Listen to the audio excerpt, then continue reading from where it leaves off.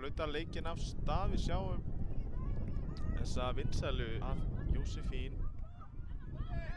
Krista sendinguna bakvið og það eru sloppnir í gegn og boltinn framhjá.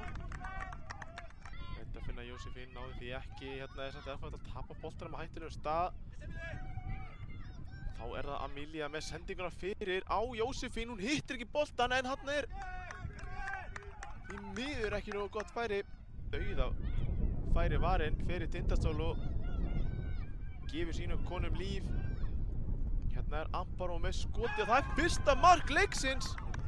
Og það kemur úr fyrir heimakonur.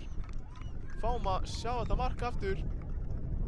Það er hún Amparo Delgado Vega sem er með það. Við sjáum þetta Hútar fara yfir vinstri, Fesso bara yfir að hægri og setur henni nær.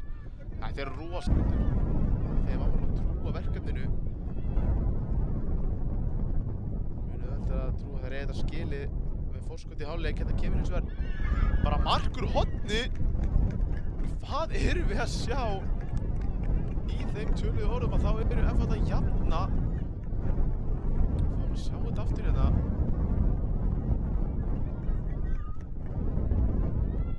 Einhvern veginn enginn að búast við þessu, kemur með frábæra spynnu.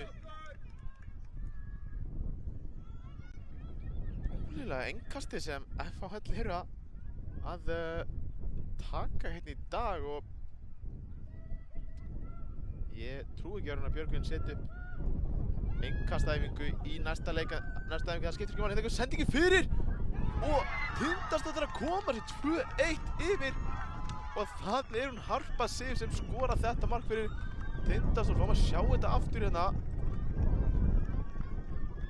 Eiginlega upp úr engu kemur þetta lúmsk sending frá Jósefín yfir á hana Rítu og hún finnur svo leikmenn sem þegar þeir mæta til leiks markverðir að þá geta þeir svo sannarlega breytt leikjunum. Hérna sjáum við